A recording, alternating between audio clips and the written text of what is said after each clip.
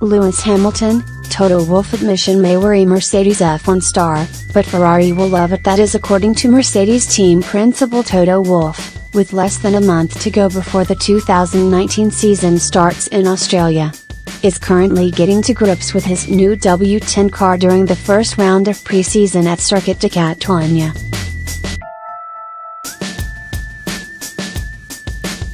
So far, however, he and teammate Valtteri Bottas have failed to show the speed which secured them another F1 title double last year. Ferrari duo Sebastian Vettel and Charles Leclerc have been among the drivers to watch as they have shown on the Barcelona track this week. And their performances in the brand new SF90 have led Toro Rosso chief Franz Tost to claim they are well ahead of the rest of the field.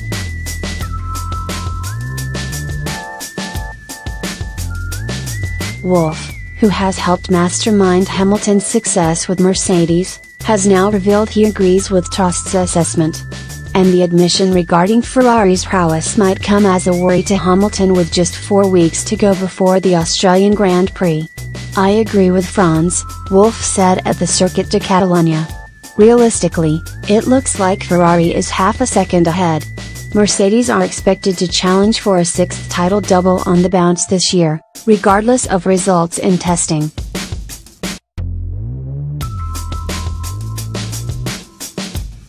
Wolff has hinted have the edge on his team going into the new season, even if he believes there is more to come from their car. You can't be the favorites forever, Wolff added. But we haven't shown everything possible that we can do yet. Wolff has previously warned F1's new rules could have an impact on Mercedes' hopes of maintaining their spell of dominance. He believes, though, that Mercedes' newly unveiled W10 is capable of making its mark even if glitches need fixing down the road. We appreciate the concept of their car, but we are confident that our choice will work across the season, said Wolff. If not, we will have to change the approach, but it will take weeks. Hamilton and Bottas will take part in the second period of pre-season testing at the Circuit de Catalunya next week.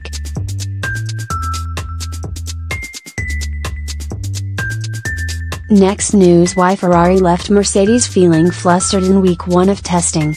All the early signs from the first week of testing suggest Ferrari has stolen a march on its rivals. The Italian team, revitalized under its new team principal Mattia Binotto, not only looked quick on track, it was confident off it.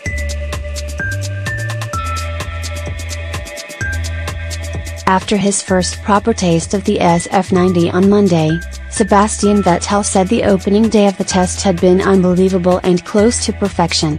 By the final day, Vettel's new teammate Charles Leclerc was equally buoyant. The feeling in the car is good, he said. Many laps, reliability is very good. We did all the program we wanted every day, so this is extremely important for the team. For now, we are very happy. The mood projected by the Mercedes drivers was less positive.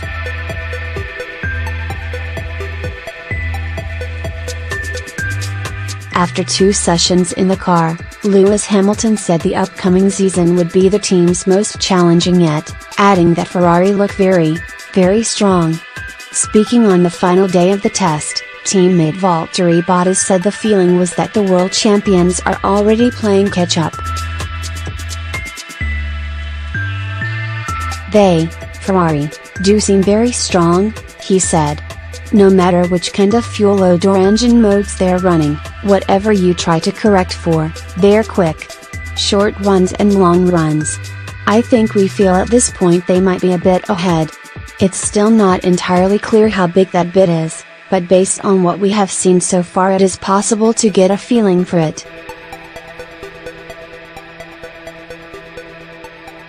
In terms of outright lap times, the Renault was the fastest car with a 1:17.393, Mercedes was the third fastest team with a 1:17.857 and Ferrari was fourth with a 1:18,046. But there are several factors that skew the ultimate lap times in testing, the biggest two being fuel loads and tire compounds. The softer the tire compound, the more grip it offers, and it's not unusual for midfield teams to use the stickiest rubber to set the fastest times.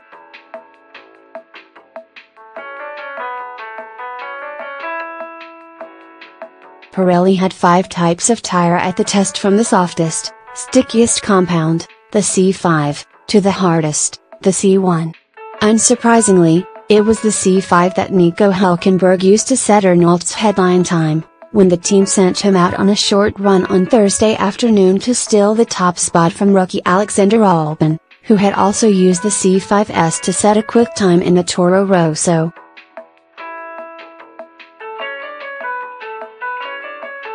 But it is possible to distinguish the glory laps from the truly fast times of the top teams by factoring in the performance difference between compounds. Pirelli provides a rough guide of those performance differences based on the reams of data it collects. It's not an exact science, as different cars use the tires in different ways and a lot depends on the time of day, track conditions and fuel load. But at this stage of the year it is the closest guide we have, and it helps unpick the raw numbers and formulate a more representative leaderboard. Pirelli's estimates suggest there is a 0.6s gap in performance between the C5 and the C4, and a further 0.6s to the C3.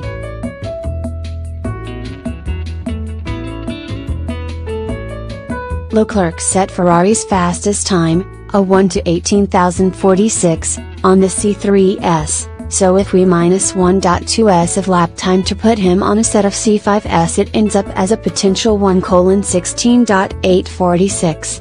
Hamilton's 1:17.977 was set on C4s, so that comes down 0.6s to a 1:17.377 on C5s, marginally quicker than the outright fastest time set by Hülkenberg, but still nearly 0.5s off Leclerc.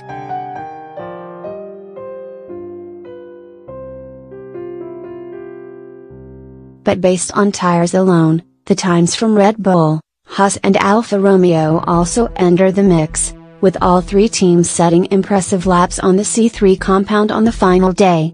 Applying the same arithmetic as above, Antonio Giovinazzi's fastest lap becomes a 1:17.311 for Alfa Romeo, Romain Grosjean's becomes a 1:17.363 for Haas, and Pierre Gasly's a 1:17.580 for Red Bull.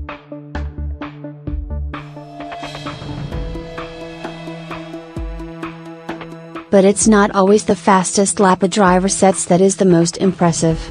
Before setting their fastest times on Thursday, both Leclerc and Hamilton clocked times on the harder C2 compound that, tire corrected, come out even faster. Leclerc set a 1:18.475 on the C2 and Hamilton a 1:18.800. According to Pirelli, there is an additional 0.7s gap between the C2 and the C3 to add to the 1.2s gap between C3 and C5, so that puts Leclerc at a potential 1:16.575 and Hamilton on a 1:16.900 once the maths is applied.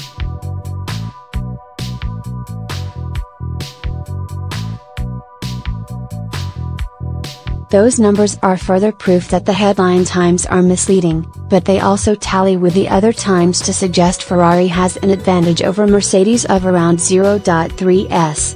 The big unknown with those numbers is the fuel load.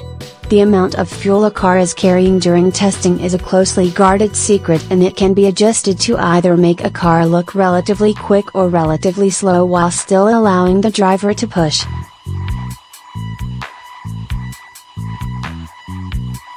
"10 kilograms of fuel will add as much as 0.3 to 0.4s of lap time, so a quarter of a 110 kilograms tank can mask over a second of performance." It's safe to assume that neither of the top 2 teams were running on vapors, and we know Leclerc's fastest time was set at the start on a run of over 10 laps, suggesting a fairly substantial fuel load, while Hamilton's was set on a 5-lap run.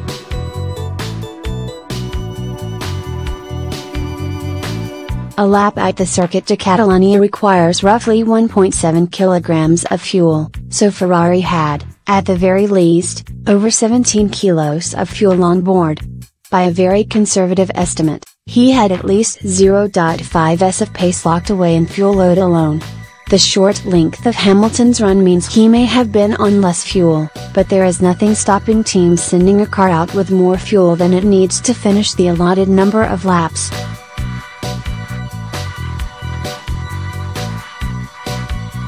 So trying to second-guess the fuel loads for Hamilton's lap time is more difficult.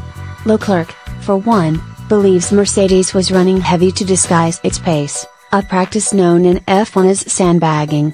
The performance has no sense for now, because it remains testing and they are probably not pushing, and we are not either, he said. We don't know how much the others are sandbagging, so we'll see at the first race.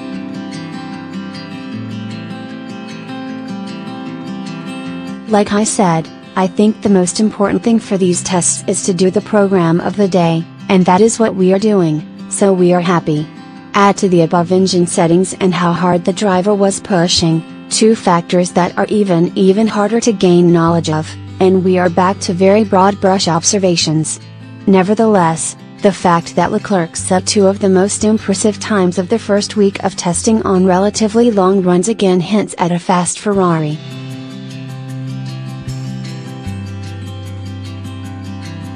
Combined with the noises coming from the teams, it all points to the SF90 being the fastest car of the first week. From the opening day, the new Ferrari was setting competitive lap times. Sebastian Vettel's best time on day one of the test was only a tenth off Leclerc's best effort on the final day using the same tire compound, and it ran without any major issues, clocking up 598 laps in total.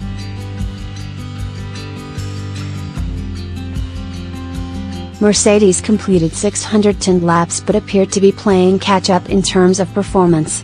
It was only on Thursday that the team turned its focus to setting faster lap times, but it did complete 2 race simulations on Wednesday, something Ferrari did not attempt. In that respect, there should be a lot more to come from Mercedes in terms of raw pace, but you bet Ferrari won't be standing still either.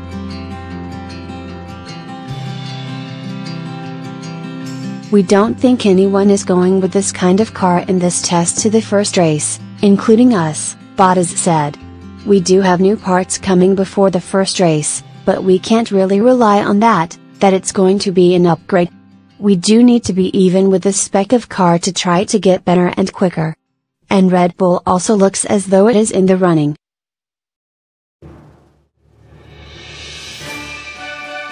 Like Mercedes, it shied away from performance running early in the week, and it was not until a rear wing upgrade on Wednesday that it had a package that was properly suited to the Circuit de Catalunya. It's worth noting that Gasly's fastest time was set over an even longer run than Leclerc's, so when the fuel comes down and soft tires go on, the Red Bull is also likely to feature near the front. The second week of testing always offers a better read of the true situation. Race simulations, which require full tank of fuel from the start, are a key indicator, and performance runs start to resemble qualifying style, low fuel attempts. Those will help to confirm or deny some of the assumptions above and give an even clearer picture of where the top teams stand ahead of the first race in Melbourne. But after the first 4 days of the first test, Ferrari looks like the team to beat.